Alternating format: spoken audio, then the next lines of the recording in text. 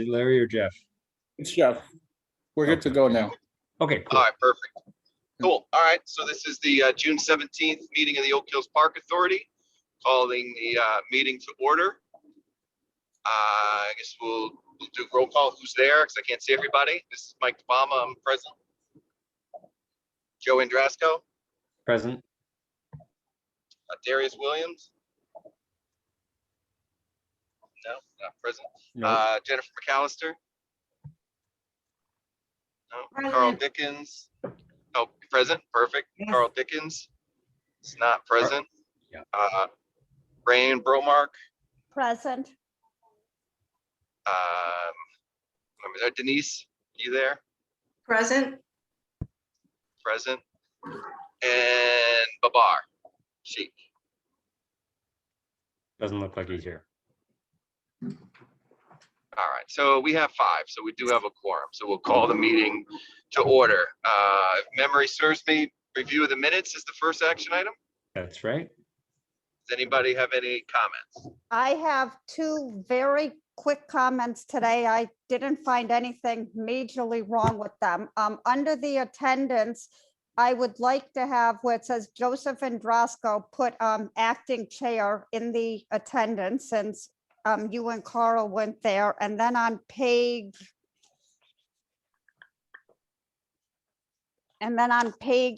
5, under preliminary budget review, in the second paragraph, it says, which can account for 75 to 80%. I also want the percent sign after the 75, and that's all I really had on this one. I I have one as well in that same paragraph there on page 5, second paragraph, just before that, it says the cornerstone of the budget is rent. Rent should be changed to rounds. That's my only change. Pretty big one. Good catch there, Mark. Go That's a for pretty it. big one. Anybody else with questions Yeah. for the minutes? Right at the beginning, under attendance, I believe Bob's name is Babar, not Bar. Yeah, it is. Yeah, So okay. should be updated. Isn't that the elephant story? Yes. That's right. That's right. All right. Anybody want to make a motion to move the minutes? I'll make a motion. Seconds. Second? All I'll right. All in second. favor, say aye. Oh, there you Aye. go. All in favor, say aye. Aye. Any noes or abstentions? All right. Mike, you should actually be abstaining because you weren't at the meeting. Yeah, I mean, you don't have to abstain, but so I'll just approve it. You know, it's not necessary. I mean, you can abstain if you're not there, but I didn't see any, didn't seem like there's anything controversial, so. Okay. All right, so motion passes. Public participation, is that up next? Do we have anybody?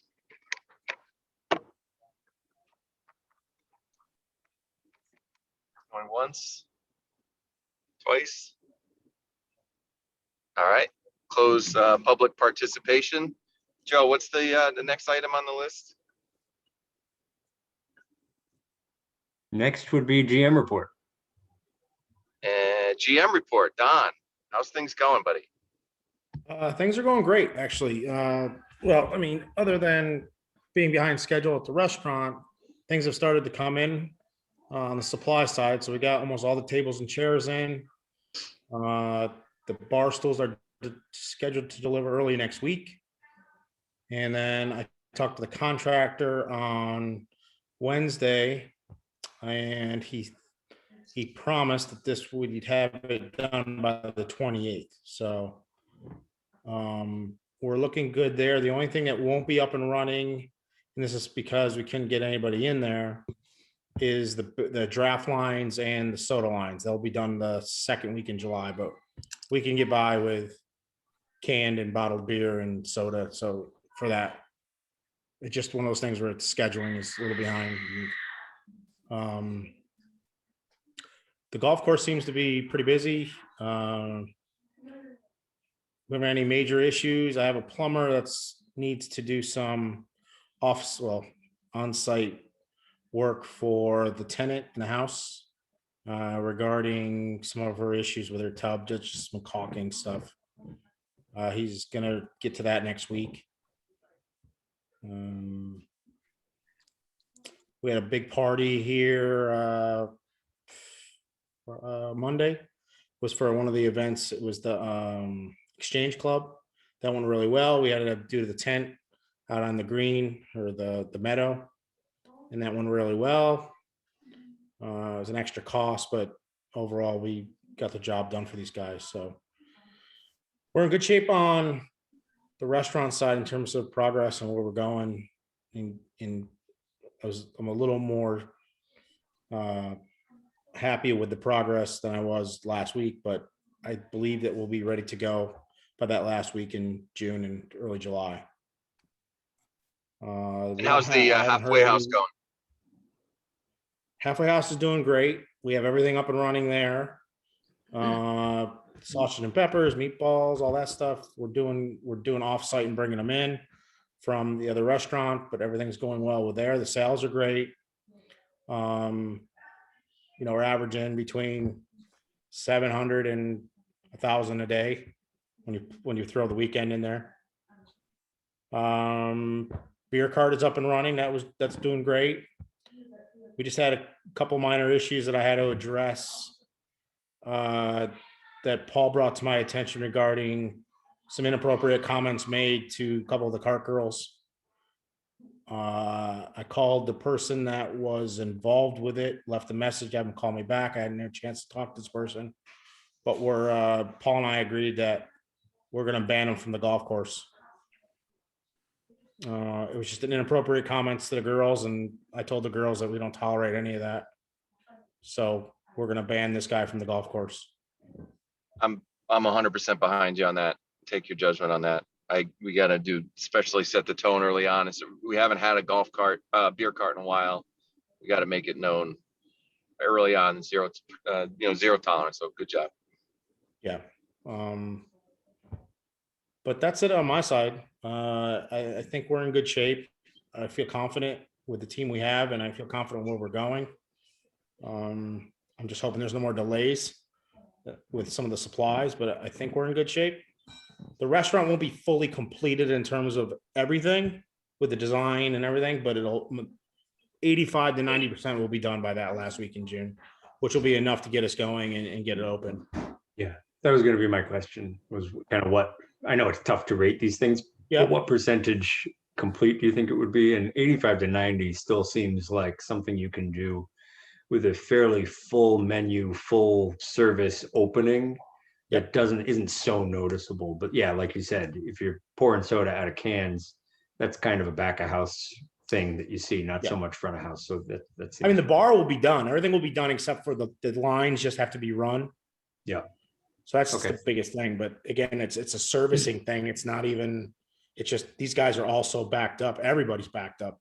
Yeah. It's crazy. Like you talk to a carpenter, plumbers. These guys are not hurting for work at all. No. I mean, and it's like you're out months. So.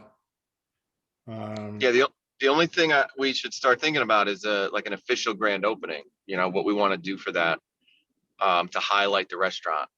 Obviously you're gonna have the opening again, but once everything is 100% good to go, I think we should make a party out of it. I Do agree. something. So I'll leave that up to you, or we could.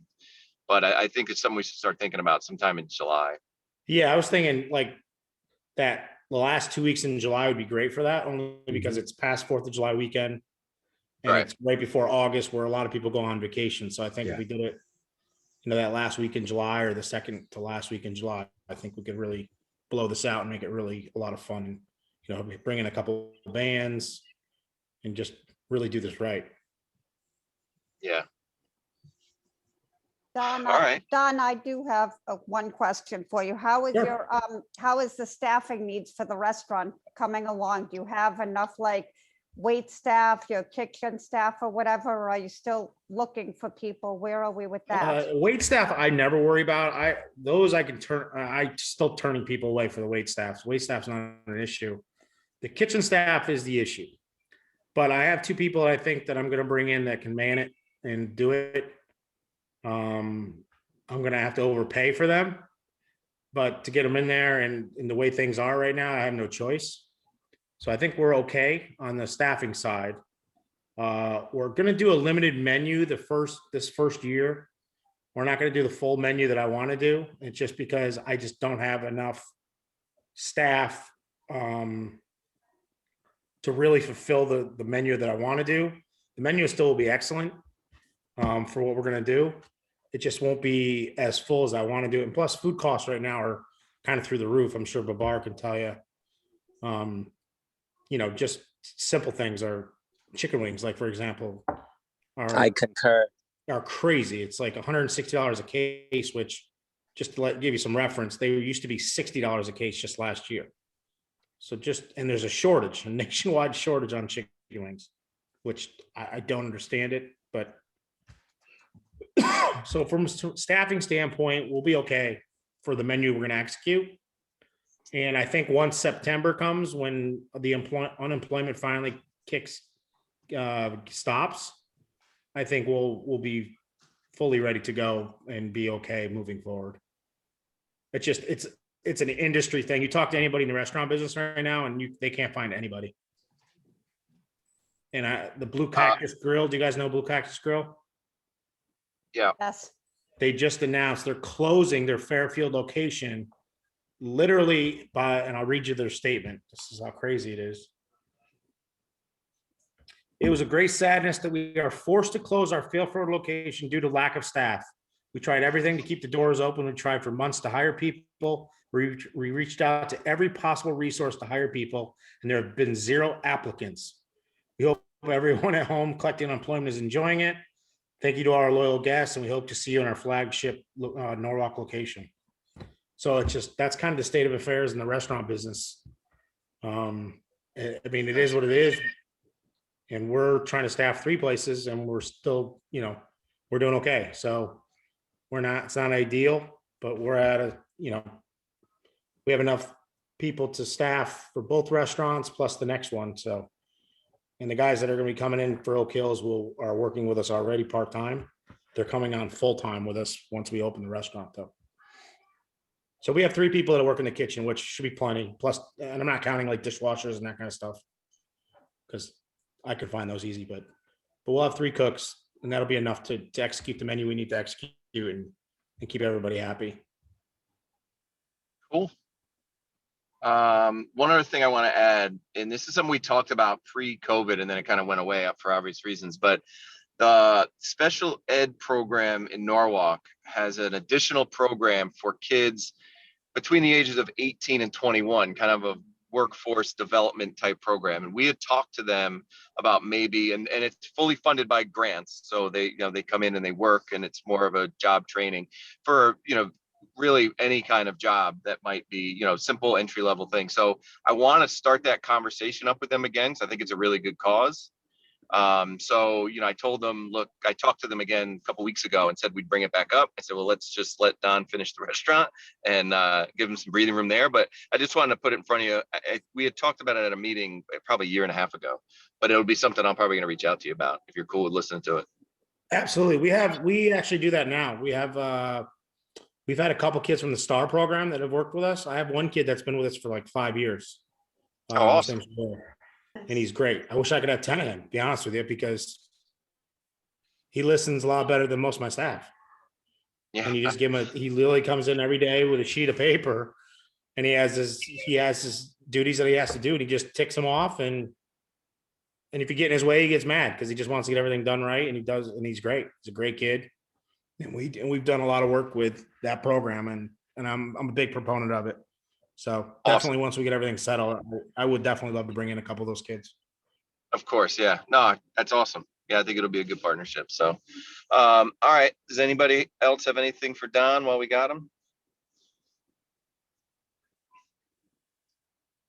All right, Don. Thanks a lot. Things are going good. I'm happy to hear the good news that we're seeing a light at the end of the tunnel there. So Finally. Awesome. Yeah. Finally. All right. Has Paul joined us yet? Paul. Oh, and real quick, for the minutes, just note that Babar did join. Yeah. I heard him chime in, so just have Yeah. that. But okay. Hey, Mike, Bob did join, but he let me know that via text that he's running very low on charge and may not be able to stay the entire time. We do have some business that we need to transact in this meeting, the nominating committee work to select the next executive committee and the 2022 budget. So I wonder if we should move that to now so that we get the opportunity for as many people as possible to vote on it. And then kind of pick up where we were on the reports. I agree. That's a good call. If he's not able to stay, Thank why you. don't we? I don't think we need to take a vote on that, right? We could just move the. Do we need to make an amendment? I think it never really hurts to take a vote on that sort of thing, but so I'm just going to make a motion to move item 9, old business, new business, to now and deal with those topics. I second. All right. All those in favor say aye. Aye. Aye. Any noes? Abstentions? All right. Cool. So let's jump down that then. The first, I'll turn this over to you, Rayanne, as you're chairing the nomination committee. So take it away. Okay, for the nomination committee, which consisted of myself, Babar, and Darius, we reached out to everybody on the authority. As you saw, I let you know when your term was up, if it was expiring this year, if you were interested on being reappointed for a second term, and then also if you would be interested in serving on the executive committee for the following year.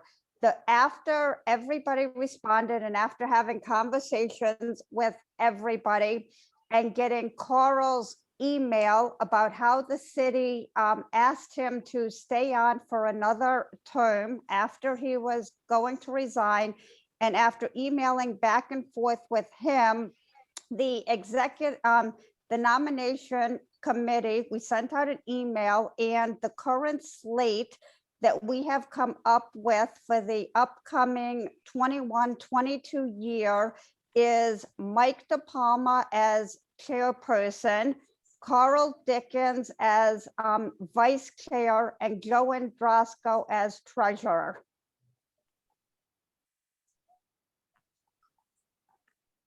That's where we are. So now we need to, I guess, make a motion and vote on it. So unless there are any nominations, I guess, from the floor, if anybody else wants to be nominated. I do believe there has to be a formal nomination in second. Am I right about that, Joe? I think it's probably best. So I think, Rayanne, would you like to proffer that as a nomination as chair of the nominating committee? I make a motion as chair of the nominating committee that we nominate Mike DePalma, chair, Carl Dickens, vice chair, Joe Andrasco, treasurer, for the 21-22 year of the authority. I second. All right. All those in favor say aye. Aye. Any noes? Any abstentions? All right, so that passes unanimously. That will be the executive committee for next year. Congratulations, everybody. Oh, All right, thank you. congratulations, folks. Congratulations, Mike. Congrats, guys. Congratulations, everybody. All right, so moving on to the budget presentation. I guess that would be you, Mark. Or are you going to do that alongside Joe? I'm going to do it, and Joe will jump in if I miss anything. I'm just going to need to share my screen here. Oh, good. I have the ability to.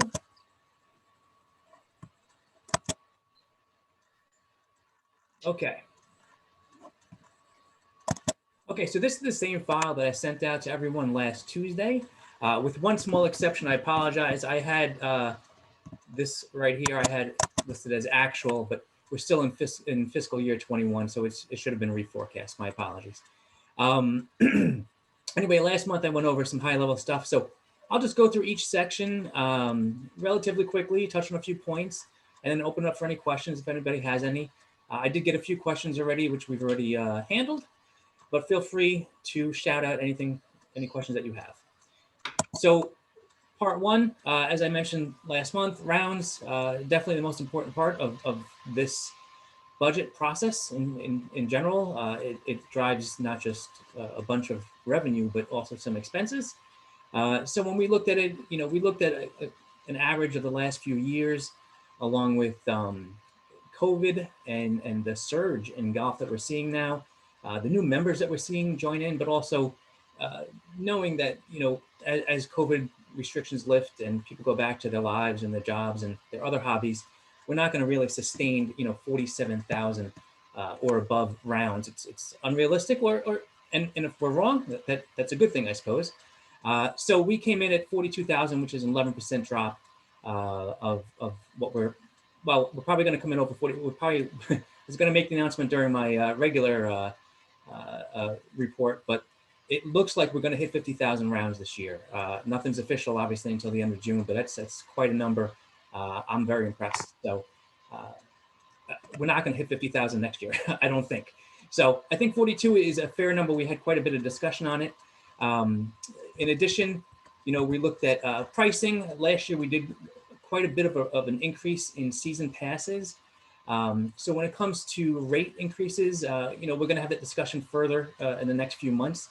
But for budget purposes, generally speaking, we're looking at probably just minimal increase in the season passes, and then probably $1 across the board in carts and green fees, and then the normal $5 to $10 in each section of ID cards.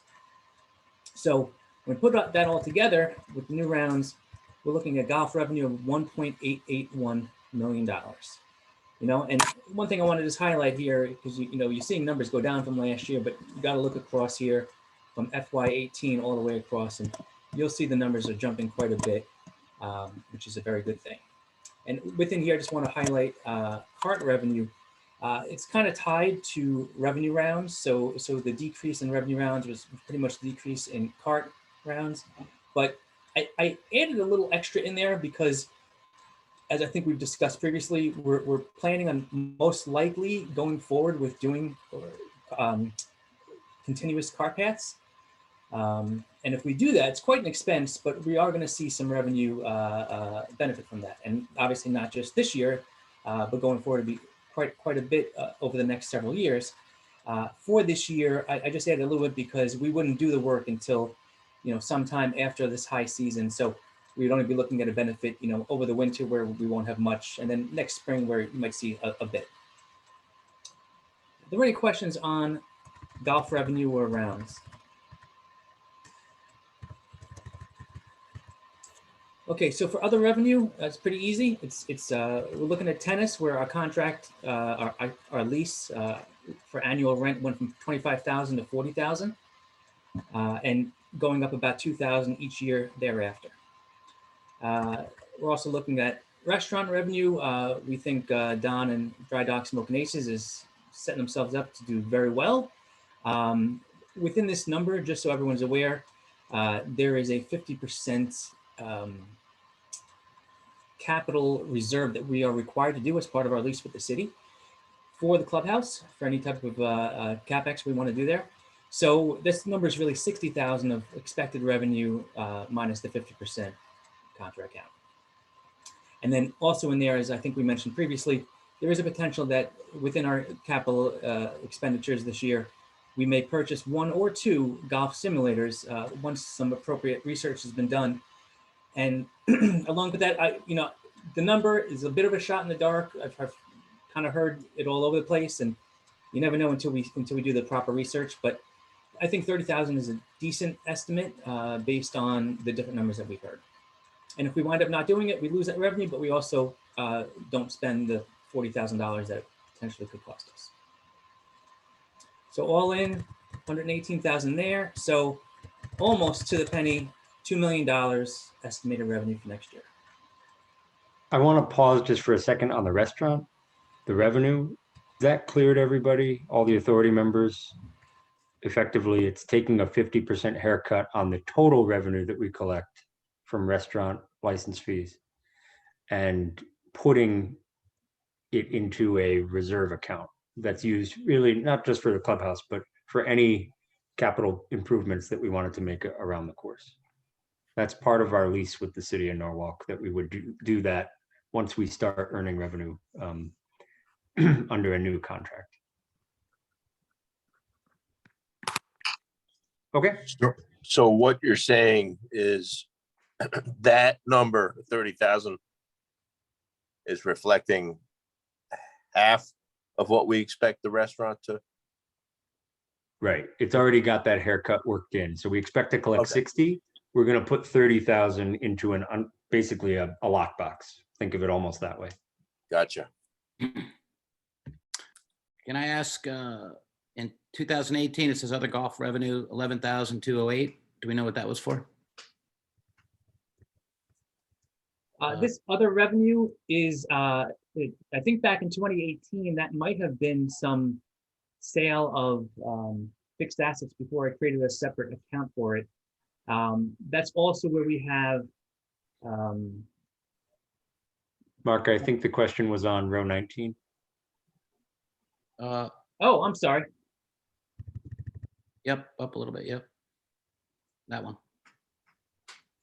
I think this is just gift cards and then the redemption of those gift cards and rain checks. I see. And tournament fees, is that outings? Yes, it is. So I'm gonna guess that our number is gonna be a little higher than 58,000. Or Oh, no, it's 80,000. for this year, though, I'm talking this year, 21. I think we'll even be above 68. Okay, Great. fantastic. And you know, with the reforecast, it's tough to do while everything's in motion as we're doing it. So at some point, we just have to set that and use it as a guideline. Yeah. Knowing that things will change throughout the rest of this fiscal year. On my spreadsheet, I got about 100. Well, again, though, just keep in mind that that's the period of July 1, 2020 through right. June 30th, 2021. So this period is almost over. If you're talking about for this golf year, the bulk of that I think will hit coming July. And yeah, I know we've talked about that. It's looking good, which is why we put in 80 over here. Does that sound good to you? Yeah. Okay. I have one question which I didn't see and I didn't notice when I sent my email out the other day. Where in the budget do we actually put in the money that we owe the city per our lease agreement? What line item is that on? That is all the way down below. Hey, Mark, Rayanne, we can say that's pretty far down. Why don't we deal with that when we actually get to it? So it's just Okay. kind of Okay, continue. that's fine. I'm sorry, I just Okay. didn't see it, so. Yeah, no. All good. Okay, any other questions on revenue? Okay, first, now we go to expenses. The first one here is personnel. You'll see that the amount has increased a bit. You know, part of that is a new general manager, state mandated minimum wage hikes. Also, you know, when you look at rounds that are increasing by thousands of rounds, there needs to that's wear and tear on the course. So there's more maintenance involved, and also customer service and having somebody in the cashier and more carts going out, so more cart guys and so forth. So it's a combination of all that, as well as a few more hours. That is the few more hours I was talking about. And along with that, when those raise, benefits raise as well. Payroll tax and so forth.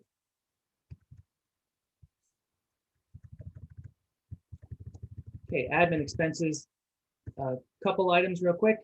Utilities, the reason it's going down is that part of our agreement with Dry Dock Smoke and Aces is allocation of utilities in the clubhouse owned. So this is not for all the other buildings. Everything else in the park that has nothing to do with Dry Dock, and they won't be allocated anything. This is just for the building alone, which is why you see that come down. Insurance, I'll mention something in my regular report, but I went over this a couple months ago when we renewed our premium, that we were down very low last year because we reduced our number of rounds. And this year, they're up higher, obviously, so. Plus, all golf, in general, golf clubs, especially private clubs, are really getting hit with insurance premium hikes. It just seems to be the new industry standard. I think it's possibly due to COVID and all the surge in golf, and more people equals more risk. So everyone's seeing an increase across the board. We're no exception. Lastly, if you look here, credit card fees, you see an increase from previous years. And again, that's tied directly with revenue, right? The more credit cards we process, the more fees we pay. But I think everyone will agree that's a good expense to have rising. It means we're getting more revenue. Any questions so far on expenses? Mark, sorry, I had one question regarding the credit card fees. Yes. And it's just something to think about maybe for next year. Sure. I've moved all my restaurants over to what's called the cash discount program. So in other words, if somebody wants to use their credit card, they get the fees passed on to them of like 3.5% or something. It's it's minimal to the actual customer, but again, you can see how much money it saves you over a course of a year. So if you can put $40,000 back into the revenue column and not have to take that out, it's something we could think about. Connecticut's only one of 10 states that doesn't allow for a convenience fee. But if you do a cash discount program where if somebody pays cash, they don't get any fees, that's the way of getting around it. And that's what we've been doing for both Dry Dock and at Silvermine. So you back into it basically. Yep. So you just pass on the credit card fee onto the customer. The credit card company takes the fee from the customer and not the merchant. Okay. Definitely Something to think about. Definitely something to think about. Thanks, Don. Yep. Yeah, I'd be careful that we wouldn't upset people by doing that, but that's just, it's kind of like when you go to the gas pump and it's one price for cash and one price for credit. Yeah. Totally. Okay, moving on to park maintenance. You'll see an increase here. Some of that is water, which is obviously an estimate. You don't know how the summer is going to go. And again, just keep in mind with water, which tends to be one of the bigger expenses potentially. When you have something like back in 2019, you see how low this amount was. While on paper that looks good, but that means that it rained. And I remember 2019, it rained like every weekend, which killed our revenue. So this, just like the credit card fees, this is kind of an area where you want to see a little bit higher. It means that it's dry and generally good golfing weather. And just overall, some of the increase here is basically, poor Jim. Each year when we go over a budget, Jim has obviously a bunch of ideas and requests for budget. And up until recently, since I've been here, we've never had money to put in the budget. So we've kind of always asked Jim to get by with the bare minimum, if you will. And this year, we have the money, and it's not like we're throwing the money away. It's simply just like, think about your car. If you keep putting Band-Aids on something, you don't do the proper maintenance. Instead of a couple $100, you spend a couple $1,000. And there are things that Jim has brought to our attention over the course that he's put those Band-Aids on, but you do need to address it, the correct procedure to fix it. I won't get into all that stuff because I don't know. I don't remember everything, and that's something that Jim would talk about. But that's the reason for an increase there, as well as just stuff like ag and chem prices are going up, just like everything else. There's inflation involved in pretty much all of this as well. I have a question. Yep. From the nature center side of the park, is the budget taking into account some of the maintenance in the nature center? Or is it just the golf course? This is just for the golf course, but this is our total. This is our total budget. This is it for everything, but it generally is all put toward golf course. Will there be anything in the budget set aside for health in the nature center? Audrey, we Yeah. do spend money cutting grass. We do spend money watering. We do spend money trying to control weeds on the maintained sections of the Fountain Garden and Great Lawn. We do spend plenty of time up there, and that's just absorbed into my budget. Okay. All right. Thank you. I have a question about the water. Do we have Sure. wells also, or is this all city water that we're paying for? No, didn't we have it, we have the irrigation pond on number 5 and 6, Uh-huh. but it is so small that I'm unable to get a water diversion permit, which would allow me to take unlimited amount, more water than I already do. So without that permit, I can only take 50,000 gallons a day. And if I did that for the whole summer, the pond would end up empty. So yes, after 50,000 gallons, we do take water from the city. We pay, I think it's close to $7 per 1,000 gallons. And that's what ends up on our expense line at the end of the summer. So is the watering for the courts part of that? Yep, absolutely. Okay, so that's like a 3-month, well, it's longer than that. It's like 5 months, right? It's like May, Yeah. end of October, kind of? 5 months of good watering, and then, a couple months of light here and there kind of stuff. I don't know why I was always under the impression that there was also a well for the courts to use, but no? No, there's a well for my building. There's a well for the rental house behind 15 Green. Everything else is supplied by the city or the irrigation pond. Okay, thank you. Sure. Any other questions on park maintenance? Okay, last section of regular expenses are carts. I think everyone knows already that we got into a really good lease with Club Car, with only a very slight increase in our annual lease. And the reason for it going down is simply the way that property taxes fall. We do pay property tax on the cart fleet, and the previous cart fleet that was just taken over the winter, they hit us with the bill pretty much right away, which usually comes later that year or the following year. So that's why you see the row H there, the reforecast amount is higher, and it looks like a big drop, but that'll all even out as we go over the next year or two. And also, if you look back from previous years in 18 and 19, the reason that that was higher is because of the golf boards that was in there. Okay, and we end up with net operating income of 271,000, which is fantastic. This year, we'll end up with over 500,000, which is even more fantastic. Now, to Rayanne's question, this line right here, other debt and cash effects. So this is the amount that we will owe to the city based on our rounds, our revenue rounds, at $2.05 per round that we will start paying. And in addition, it's also the commercial debt items. Basically, it's a lot of Jim's team's large equipment and vehicles that we either lease or finance to buy. And these are the principal payments that are on the balance sheet. So they're not a P&L effect, an income statement effect, but they do affect cash. When you take that out of our net income, the cash effect is 111,000. And I know we touched upon this last month. It's a high number that can be easily adjusted down if revenues are not where we expect it to be.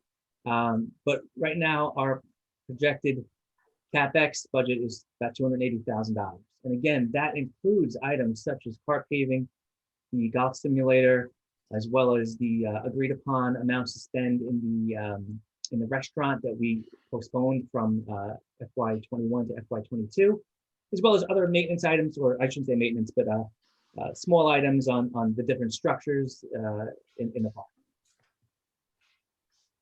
So again, just keep in mind that these are, at least part of that is revenue generating, which is why we're okay with going negative in cash, because we have a higher amount of cash now. This is the time to do it if it is truly going to provide additional revenues going forward.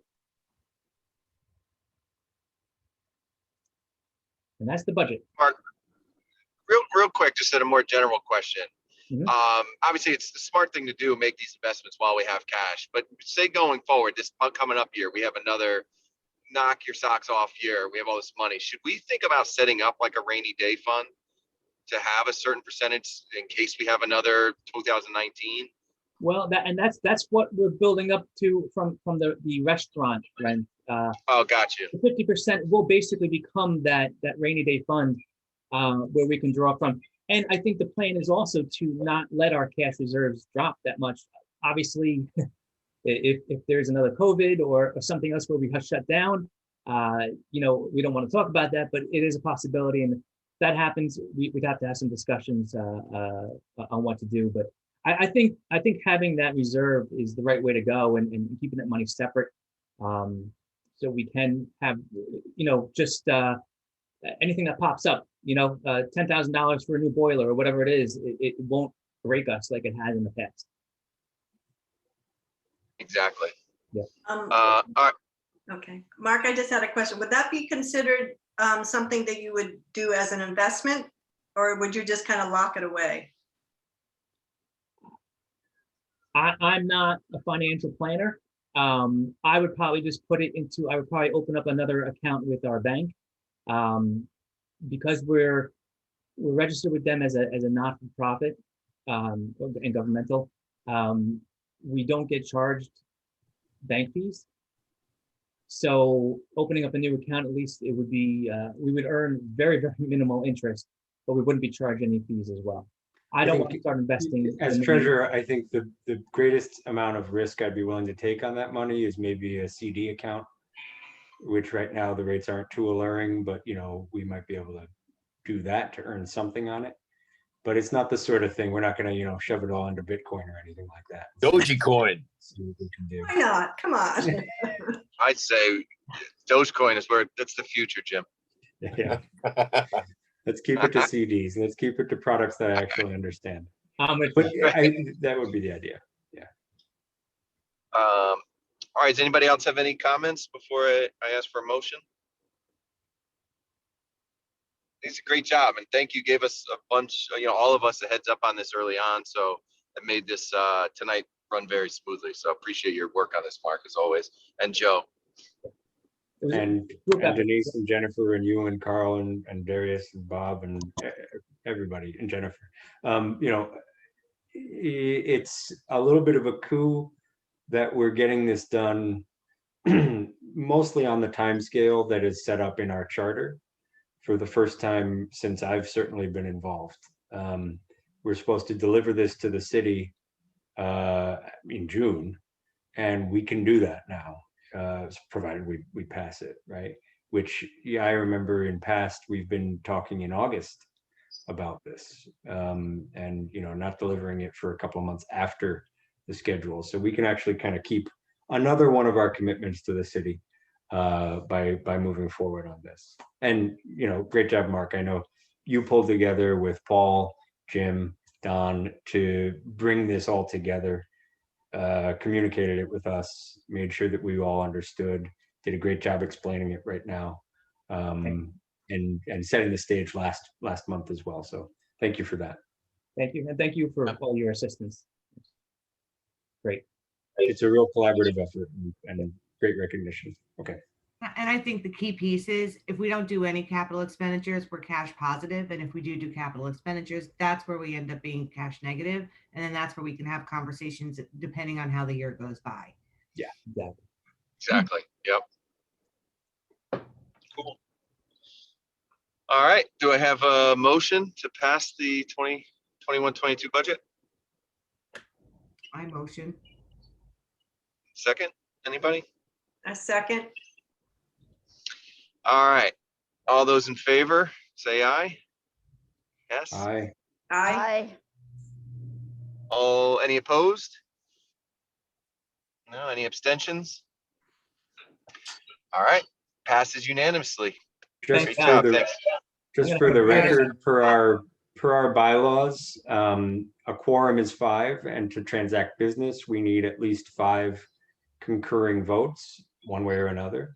And since we did lose Bob, but we do have 5 people present now, so we did have 5 concurring aye votes. So the motion can pass. Perfect. Okay. All right. That's my little Thanks. governance. That's good. That's why we have you here, Joe. All right. Paul, your turn. All right. As far as golf goes, golf is very popular, healthy and strong at Oak Hills Park. Our tee sheet has been full and we really have seen no decrease in rounds played. Many of our Mondays or Tuesdays and Wednesdays are as busy as weekends, which is great. We continue to see many new golfers and lots of new faces at Oak Hills Park. The conditions of our greens and our fairways are the talk of the county, and I believe we're getting a lot of people because of that. We also have 10-minute tee times, which is a little unique, and it provides a nice golf experience for people. As far as going to Mark's numbers with rounds, the most possible rounds you can do due to daylight is about 66,000. We did 47,000, which is great. Sterling Farms did 60,000, I believe, last year. And that's probably due to their cart paths, their driving range, and then obviously a large major city, centrally located. We have 11 golf clinics per week. That means we're really introducing a lot of new golfers to the game. And we added probably the first ever men's golf clinic at Oak Hills. We have started our PJ Junior League season.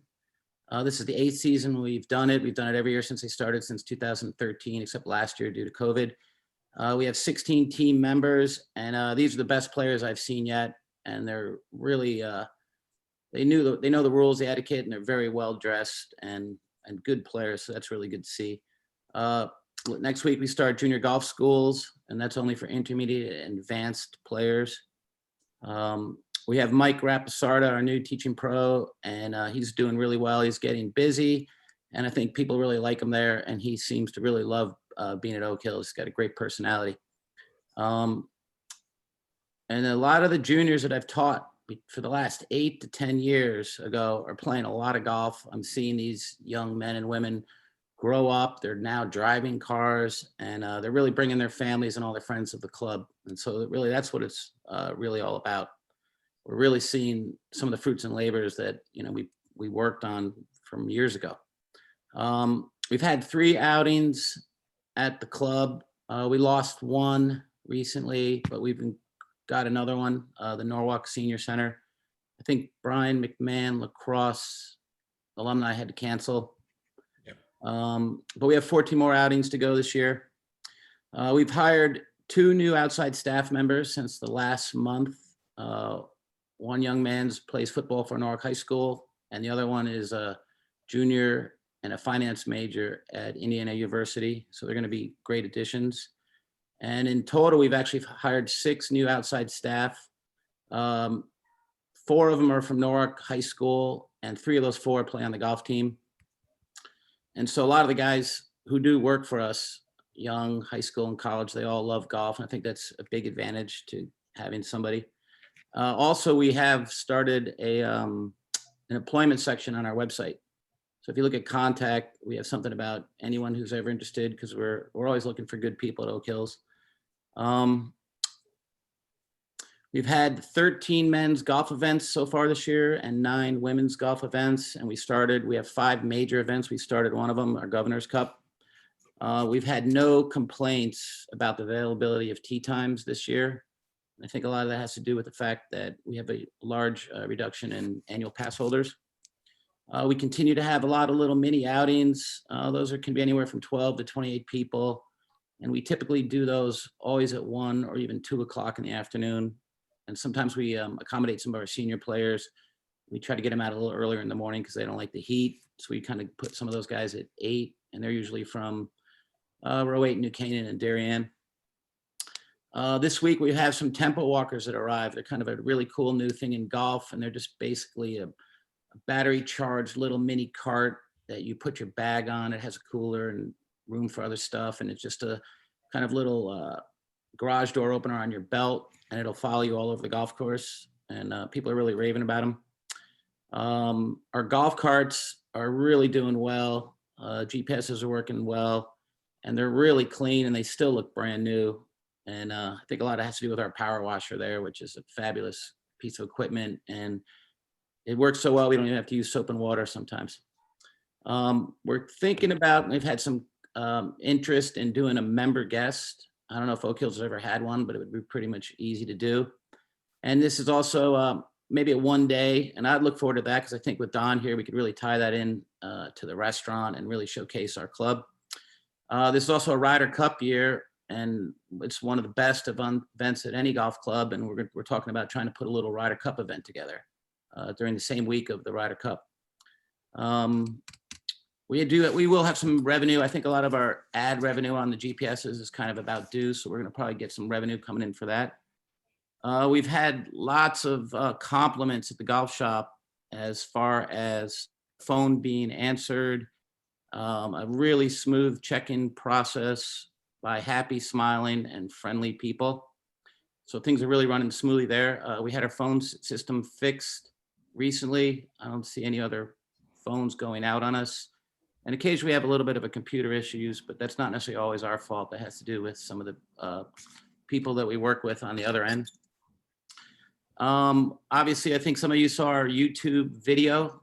That went over well, and it was entertaining and really showcased Oak Hills and a lot of good things to say. And he said Oak Hills Park was the #1 golf course in Fairfield County as far as conditioning and overall happiness. And another thing we're doing is creating a combo course. And so this is a combination of the green and white tees. And we have a lot of older players who just don't want to play the whites. So we break it up 9 holes green, 9 holes white, and we're going to have a new course rating and slope for that. And people will be able to enter their scores for a handicap there. And then obviously we're looking into simulators. And in July, we're going to get going with kind of a introductory golf event from the Carver Center. And we're also in talks with the First Tee, who's always looking for sites. And that's just to kind of promote the game of golf. And we're going to be doing that in July. Other than that, it's about all I have. Anybody has any questions? I just got one question, and more of just a comment. I know you've obviously been working on it, but I don't know if the entire 30 knows. The CIAC decided to change the high school golf from a spring sport to a fall sport. So we have to accommodate fall games there, fall matches there as well. So I know you've been working with both coaches, Paul, but is there any update on that, or does that impact? I know we're going to lose some tee times during the weekend. No, we've typically always given them 3 tee times, 3 or 4 days a week. I think it was in the past, it was 3. We got to 4 days this week.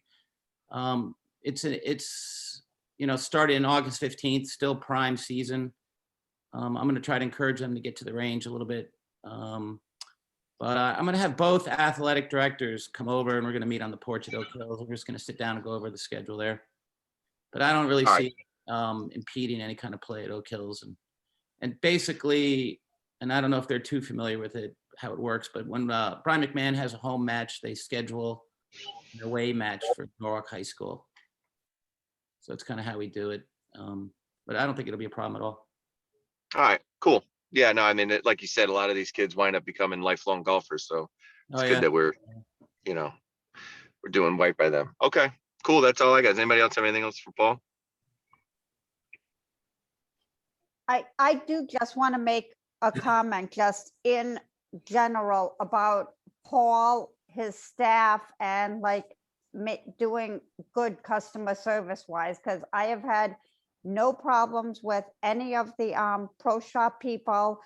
Bob, our ranger, was awesome one day. I was playing on a weekend. You guys will love this. And there were 3 guys at the 14th tee box. And I basically texted Bob, our ranger, and was like, can you come out to hole 14? I think something fish is going on. And we actually stopped 3 young guys, maybe 18 to 25 or whatever, from jumping on the course at hole 14. So I really do like the way the staff is working and operating the course. Yeah, thank you. And, it's really important to protect our golf course because, in the evenings and late afternoons, that's when we might see some of the people have a few libations. But Bob's been great. He was captain of the New Canaan Fire Department, and he's got a lot of experience. He knows how to handle people. And he's very important to me because, believe it or not, he's really the only full-time person I have. So he loves Oak Hills, and he's really there looking out for all of us, which is great. I just want to second that too. You know, I see more of the cashiers than outside, but Paul's got a really strong staff now with some really good people up into the pro shop, and some, like you said, Bob and a lot of the guys out there are just great. So, well, you know, like any business, and I tell people we're the Yankees, and the Yankees wins the World Series, and a lot of people want to play for the Yankees, and we're just trying to build the best team we can. And you know, unfortunately, some people get cut, some people sit the bench, and you keep your prime players in the lineup. So that's what we're trying to do. Cool. Anybody else have anything for Paul while we have him? All right, thanks, Paul. Sure, thank you. Appreciate it. All right, on to the superintendent's report. Jim? Okay. All is well in the golf course. We're now in, can you guys hear me? Yes. Yeah. Okay. We're in full maintenance mode. We have, you know, very little spare time for any extras or any projects or anything like that. But while we were doing projects, we've added sand to several bunkers that needed it. And with good results and good comments, hopefully we find some time to do some more. We'll see. So Don was mentioning how the supply chain is working for everybody these days, which is not too good, which is a reason I'm trying to approach this early. I'd like to ask for a vote tonight on a couple of items. The purchase, this is for fiscal year 22, but I want to get the vote so that on July 1st, I can place the order so that we can have it, you know, this year or ready for spring. The two items I want are a pair of fairway mowers and a tractor mounted blower. So our fairway mowers are the ones we want to get are the Toro 3550D Groundsmasters. We demoed them. They're perfect. They each cost, which is more than I thought, they each cost $55,878.16. But with care, they can last 10, 15, even longer. And as we discussed in our last meeting, our current mowers are becoming obstacles to good timing and good results. So, like I said, everybody's having problems getting goods. If I get the vote, I can put the order in July 1st. We will not pay a penny until they come in. And if they come in November, December, January, like we expect, we won't pay anything until April next year, because we do the 6 month on, 6 month off payment plan. Is there any objection or questions on this idea? I don't have a question. I just want to state for everyone else that these are items that were on the commercial debt budget. So this is planned for, other than, as Jim just said, the fairway mowers, I think we looked at for 104,000. So this looks like it'll be more like 110 or so. So a small difference. Jim, though, one of the other items here was a used cart for July 21. Are you looking for that as well? Oh, I thought we had changed the commercial debt schedule. Currently, kind of a guy down, so the cart isn't as important as getting new mowers so that we stop doing damage to fairways. Cool.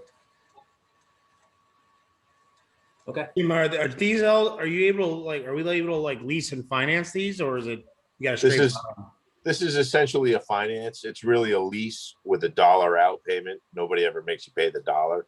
Right. But it's essentially a finance. I mean, they call it a lease. I don't get that, but whatever. So yeah, it's 5 years. We pay 6 months during the busy season, and we don't pay 6 months in the winter. And if the timing's right, which I think it will be because of the supply chain, like you were talking about before, we won't pay until April or May, whenever the payments start up. But the point is, I got to get the order in so that I'm in the queue, because they're very popular machines. They're going like hotcakes, blah, blah, blah. So that's why I'm asking for the vote tonight on this. And Don, these are capital leases with an Yep. option to buy at the end. So we treat them as assets. We treat them as a purchase. Sure. capital, just for accounting purposes. Yeah, I mean, it sounds like they're crucial pieces of Yeah. equipment Yeah. that we need to maintain the golf course, so. Makes sense. to Yeah, I me. mean, my only question was answered by Mark, as long as it was in the, in what we were already approving. I'm Yeah, fine with that. the cost ended up being a little bit more than I thought, which, happens every time, doesn't it? But, Yeah, right. I mean, that's. All right, so I think we have to make a motion to vote, right? Somebody want to make a motion to bring this to the vote? I do- would. Anybody? I do have Yeah. one question though, because Jim mentioned 2 items. He said a pair of 2 fairway mowers. And then Jim, what was the second item that, The second item would be a cash purchase of a tractor mounted blower. I don't know if we want to try that in the second vote, in a different vote, or in the same vote. But I don't have a quote for that yet, so that's I- what I was trying to clarify, whether I- we're I voting on figured- all your items or just the 2. well, we can. I mean, I can present the other item as I know it right now. The blower, it's a cash outlay, and the retail cost is $53.50. $5,350, but we need an option which helps prevent chewing up the turf. It's a roller mounted on the bottom, so that when we're going over bumpy ground, which we know there's plenty here at Oak Hills, there'll be no damage. So that option might be $300 or $400. But if we take a vote to buy a blower for no more than $6,000, then that would be, that would qualify. I think that would cover any expense that I might have for that blower. So, I mean, if we wanted to combine Yeah, that's what I them, was thinking, just do it up. combine them into one vote, then I only, that's great.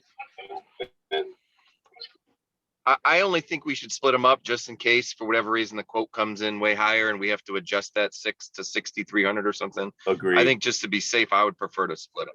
Okay. So we'll do the bigger one first. So does anybody want to make a motion to bring that to the vote? I'll The make 2 a mowers? I'll make a motion to accept can I make a motion to, like, make the amount higher than in case it goes up a little by the time he orders it? Um, Well, do you have that quote in hand already for the big one? I do, and the exact amount is 111,756 and 32 cents. Okay. Okay, Does anybody second that one, Second. please? All right, everyone, Don can't second. I'll second it.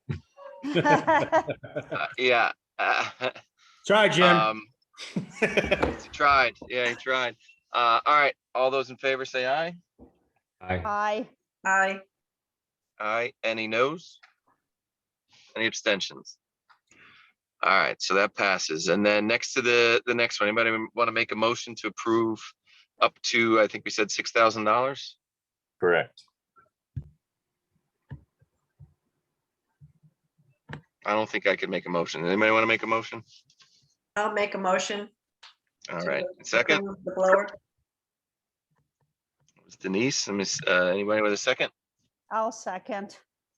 All right, perfect. All right, so all those in favor, say aye. Aye. Aye.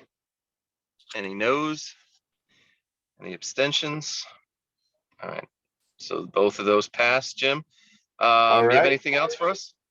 Yeah, well, since I'm getting money here, Just pull out the notebook. no, While just you're something ahead. that I'm gonna, you know, right now, obviously I know what's going on here.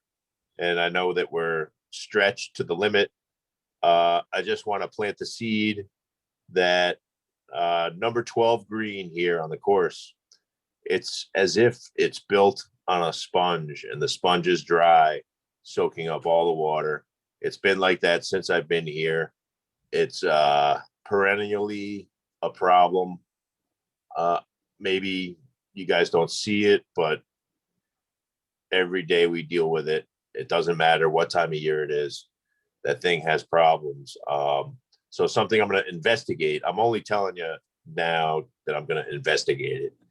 Is the reconstruction to a USGA spec green, which would essentially create a perched water table, so that you know, when I put water on it at night, it stays there. It just doesn't disappear. I'm just going to investigate the cost of it. It's down the road. I'm just planting that seed. It's coming. And that's it. That's all I have to say. All right. Thank you, Jim. All right. Thanks. Anybody have any questions for him before we let him go? All good. All right. So let's move down here to the next item. I'm trying to pull it up here. All right. So the committee reports. We will start with Jerry Crowley from the Supporters of Oak Hills Park. Hey, Mike, you skipped me. Are you on the thing still? Oh, sorry. I'm sorry. This is Mark. You skipped over my report. I thought you were done, Mark. You want to keep talking? I'm just kidding. Go ahead. I'm sorry, Mark. I'll be Controller's quick. report. Yeah, this is the non-budget report. Just real quick, one bit of bad news. As I mentioned before about insurance, we had reduced our expected number of rounds with our insurance company last, I think, beginning of May when we were shut down to save on the premium. But since we actually had an overage of rounds, a fantastic amount of rounds, we just had a premium audit done. And because of that, that's resulted in an extra $9,000 charge, which makes sense because if you looked at the numbers before, the amount for last year had dropped from the year before. So it's fine. It's expected. It's an extra $9,000. But just so everyone knows that for this current premium year, which goes March 1 through March 1 of next year, we've put in 41 to 42,000 rounds. I did that a couple months ago, so it actually worked out really well with our budget that we have now. So if there is a premium adjustment, it should be $1,000 versus $9,000. But I also have good news, as I kind of went to before. May was absolutely fantastic, and Paul said it too. And June has been really strong so far. So I do see us hitting $50,000 total rounds this fiscal year. Real quick for preliminary financial activity, cash balance now around $400,000. So I was wrong. Last month I said I thought we were going to hang out at $330,000 through the rest of the year. Now I'm going to go ahead and say that I'm thinking it's more like $430,000 at the end of June, which is fantastic. Fantastic to be off by that much in a month, because May, well, I'll jump into our preliminary revenue. Again, this is only preliminary. For May was nearly $130,000 over budget and nearly $100,000 over prior year revenue. Rounds of 5,500 versus budget of 3,200 rounds. I mean, that's it. We also had over double the amount of cart rounds versus May of 2020. Partially, that is also because of COVID restrictions and fears that we had last year. But we continue to see new members signing up, and our T-sheet utilization is as high as ever. Today, on a Thursday, now mind you, it was beautiful weather, which obviously plays into it, but today on a Thursday was 92% utilization. That means that almost every tea time was taken on a Thursday. You don't normally see that. I haven't over the last, except for the past year, is the only time I've seen that really. We made over $88,000 in debt payments to the city for this fiscal year to date. And lastly, for the 11 months ending May 2021, we are $444,000 preliminarily over budget in net operating income. That means not revenue, but net operating income after expenses too, which has always been our problem in the past. So it's looking very good. And I think probably going to break over $500,000 over budget in net operating income for the full fiscal year.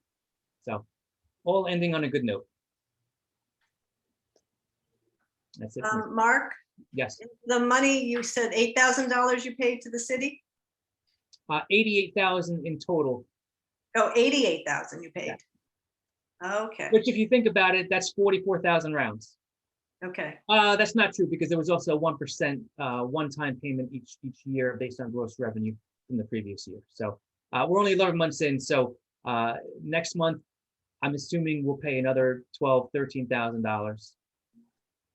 So they must be happy. I They think they give you any feedback, or did they just take the money and? are. Well, I'm of the opinion, if I don't hear anything, that's good news. 'Cause there's no questions. So I haven't heard anything. Mark, I have one question for you. Yep. I want to try and understand the insurance a little better. You said our insurance went up by, I think, $9,000 or something based on our rounds. So how does the insurance company like base our rates? Is it like on rounds? Is it on like liability? Is it on like? It's on a number of things, and I'm not an expert, so I don't want to give. I don't know the exact answer to that, but it's a liability. It's business insurance, right? So it covers liability, it covers everything for the grounds, any claims that are made. So it's a combination of number of rounds because that tells them how many people are expected to be here, and obviously if that number is lower, there's less chance for claims. Also, in the past, we've had a number of claims, as I think most people here know. There have been a couple of accidents, or back a couple of years ago, we put in for car dings, a ball hits a car, as well as some flooding for a neighbor. So all that is added to our insurance. Now, last year, when it was actually Pat Williams who called when I was on furlough, she called to take expected rounds down from like 36,000 to 25,000 rounds, and then we wound up doing 44,000 rounds in that time period, because again, this is March to March. So when they did the audit and saw that many more people on there, they obviously charge it. It's a one-time charge of $9,000 as a catch-up, basically, an audit adjustment. And then how it works on the restaurant, my insurance for like the restaurant as well. If your sales go up, even if you have to increase prices and you got the same amount of sales, if the net sales are higher, your liability insurance goes up. It's a correlation. Because it means there's more people coming through your door. Exactly. Yeah. I mean, I'm not an insurance expert, you guys, by any means. That's why I was asking the question, to try and understand how we had this $9,000 charge. No, Mark is right though. Mark explained it perfectly. Thank you.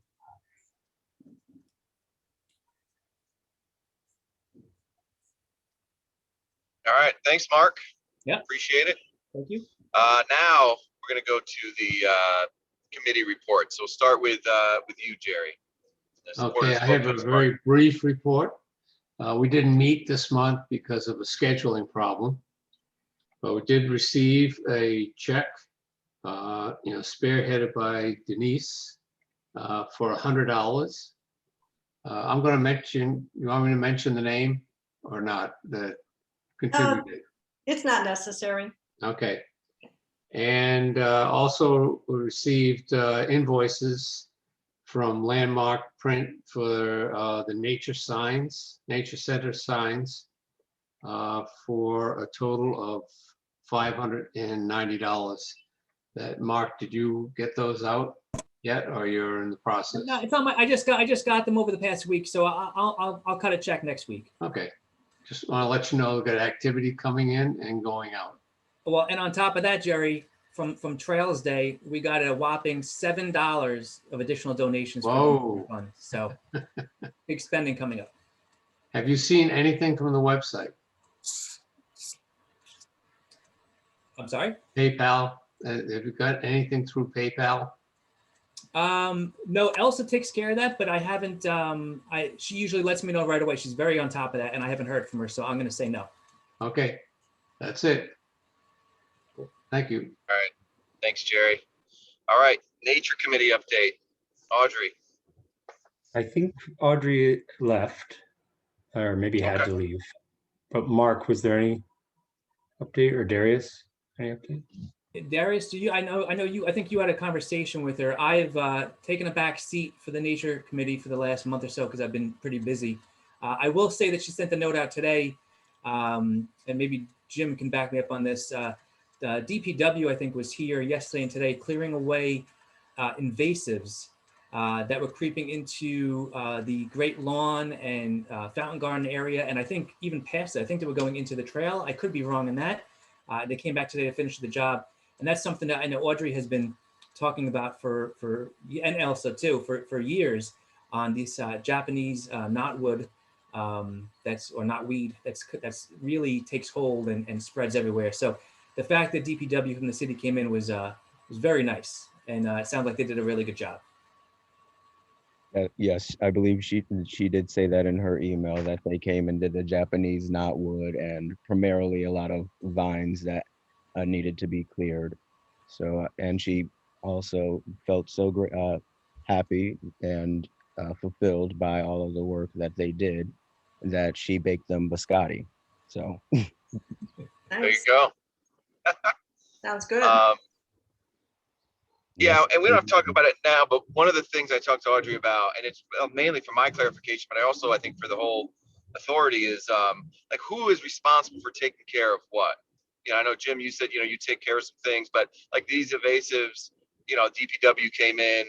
What does Parks and Rec take care of on some of these projects? I would like to just understand that as documented as we can, Jim. I mean, we could just probably sit down and have a meeting and go through this, but I'm just confused by it, and it feel like things get slowed down because we don't know who does what. Well, as far as history has gone, we've been asked to not take care of certain things and allow the Nature Committee, but these are very tiny portions of the Fountain Garden and the Great Lawn. Right. And right now, I said, forget it. We're taking care of the Fountain Garden and the Great Lawn. We've dedicated the back of it to the Nature Committee. So we're taking care of kind of everything to the border of how it was built. Now, Right. Granted that there has been some encroachment from these invasives, but that is what we're doing. And I'm trying to work with Audrey on,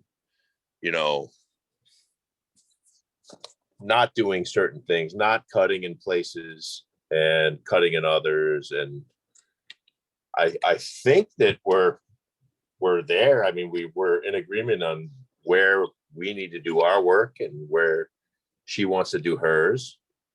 Yep. Yeah, no, I'm not, I don't, she didn't say that there's any sort of strain on it. I'm just curious, like, the invasions, I don't know what Parks and Rec is responsible for. I think I get an understanding what we're responsible for at DPW. So I just wanted to clarify it. We don't have to spend much time on it here, but I think it's one of the things I just would like to know. So that if somebody asks me, I can say, well, go talk to Chris Story about that. Come on by, I'll give you a tour. yeah, I think it's primarily up to us to upkeep it, but I believe that some city officials and staff toward the park, and at the time, Jim had expressed that he was a bit short-staffed because of the pandemic and other things, and they graciously offered to help for a few days when they had the time and were not and when certain staff weren't working on other projects. It's awesome. Correct. Cool. All right. So Denise, tennis report. Okay, Well, I mean, the courts are up and running. They've been very busy, which is good. I mean, it doesn't really, benefit us because we're under the lease, but it's just good. There's a good turnout of people coming and playing. They had locked the courts at 3 o'clock every day, or on the weekends at least. And so I talked to Jeff, and he agreed that we are going to keep the courts open because there's really nothing to worry about to get stolen. If somebody wants to take some rakes or something like that, they're welcome to it. But so basically the courts are going to be left open so people can come and enjoy them in the evening time because, the weather's so beautiful. So that's a nice thing. I wanted to say thank you to Jim, if you're still here, or just let everybody know, he worked really well with trying to get the whole grounds ready in May. I gave him my honey-do list and he did really well. He kind of just. Thank you, checked everything Denise. off. Oh, you still here? Okay. Yeah, I'm here. Okay. I mean, it was really good that everything got trimmed up. And so we were really happy with that. So thank you very much. And I've started a fundraiser. I've ordered my hats and my visors, if you can see them, and they're for sale for the tennis people. It says Oak Hills Tennis Club on it. So they're going pretty well. I'm going to probably deposit around $400 so far in sales, which is good. And there's more people buying them. So that's just a small little fundraiser, which I'm happy with. And Awesome. yeah, it's pretty good. And so I wanted to try to just put it on the agenda because we have that engineering from Grumman that we talked about doing in July for the new year. And it's about a $1,500 cost to get the survey going. So I was hoping that we could put it on the agenda. I don't know if you have to vote on it because I would like to either speak with them or either Jim, I don't know if you'd like to speak with them so that we could get the survey going for the water problem that's existing. Right. Is that something we have to vote on or is that something? That we should just- It's $1,500. We can squeeze it into my budget, I guess. It's something that right away we're not going to see any results from. What's going to happen is we're going to get the study and it's going to come with recommendation, and that's where we have to come up with the capital monies to do the work. And apparently there are some capital monies with the arrangement that we have with the tennis court, Kings Highway. Right. So I think absolutely I'm all in favor of moving forward with that study. It should be done so that we know the depth of the problem that we have over there, because it's not a simple fix. It's more than just me going over there and digging a drainage trench. It's definitely more than that. So I would recommend that for sure. I'm I hoping. don't think we need to vote on, I think, isn't the threshold $5,000 Yes. for a full vote? So I don't think we have to vote on it. Right. So, Jim, would you like to make the call with him and set up the appointment, or do you want me to do it? Sure. I can do it. I've reached out to them. They haven't gotten back to me, but I'll do it again and again until they come, and I'll make sure they don't come until July 1st. So it's in our new budget. Correct. That would be good. Yep. How's ours? That's what I was just going to mention. But Art had a heart attack about 2 weeks ago. He had collapsed on the courts, not our courts. He was up at Lake Club in Wilton. So he had gone into the hospital, and almost around midnight, they rushed him up to a hospital in Poughkeepsie to perform open heart surgery. So he's been up there recuperating, and he had been in intensive care. About 3 days ago, they were going to take him out and put him in a private room, but I just heard yesterday now that he has developed pneumonia. So he's back in intensive care. So he's not doing too well at this point. His wife is, extremely, she's a wreck, unfortunately. So I don't have any good news at the moment, except to kind of, wish him that a lot of prayers and hope that, because he's such a big supporter. Him and Rich Dallinger, they've been great. Working with the supporters, getting people in on the weekends. Art is just the kindest man. So we really hope that he's gonna do well. It's sad, Agreed. you know? Yep. So that's kind of the only other thing, I was just gonna throw this out there because I kind of feel like this is something that maybe we can look at for the future, hopefully not too far down the future, is to, if we're gonna put possibly a person on, we're looking for one more person to come on board. Is that correct, Joe? It'd be nice to find somebody with strong fundraising capabilities to maybe figure out how to do some, good fundraising for the club and figure out how, like, good messaging, not just, we want money because we want to look pretty, but, figure out how to really go about fundraising in a positive way, maybe combine it with scholarships or just, I'm not really sure how to go about it. I've done very minor fundraising, but I'd be happy to work with somebody if they came on board to, try to get money into Oak Hills, whether it be for the golf course, the tennis course, everything that because we have such a big wish list. It'd be nice to figure out how to do some extra fundraising on the side.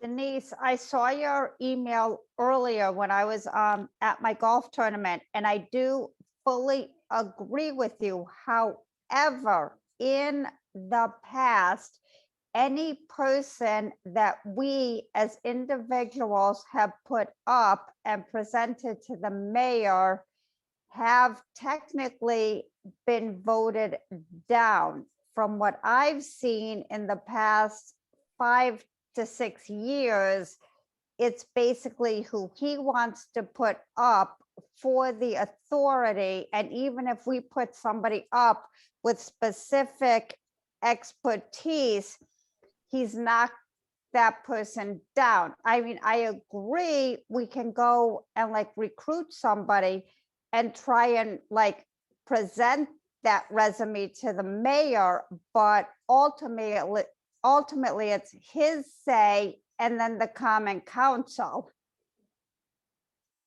Okay, well, I mean, we have different people running for the common council, so that could change. Right. I mean, I'm just pointing it out that's. I mean, I understand that, and I've seen that happen, so, but that doesn't mean that we should not look into it unless people have an objection to it. I don't know. Right. I mean, I think we can still recruit people and try and get their resumes and send them over to the mayor's office, and whether he accepts them or not is up to him. So, but we can try.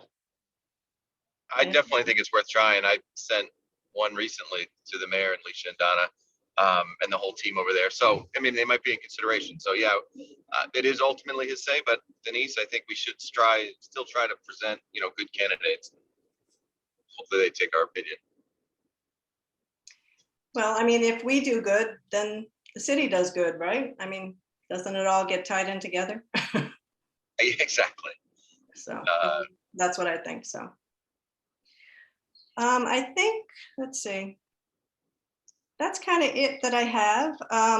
The other thing that I'll just mention, and I spoke with Jeff Goki, and he had said, which, we could keep it on the back burner, that if we needed extra money to put into the tennis courts, he would advance some money to us, but it would be a payback loan or a deduction on the lease, or, but if we did need some cash flow, he said he would be willing to put in maybe 9,000 or even 18,000.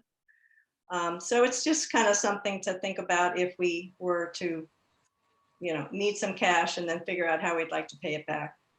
So, it was a nice offer. Yeah, please. Very nice offer, yeah. Please thank Jeff from us. That is a very nice offer. Mm-hmm. I will. So, and that's about it for the tennis at the moment. Awesome. Okay. Thank you, Denise. Welcome. Next up, who wants to make the motion to adjourn? Don't all jump at once. I make a motion to adjourn. I second that motion. All right. Thank you, everybody. See you next month. Have a good night. Good night. Job. All right. Bye.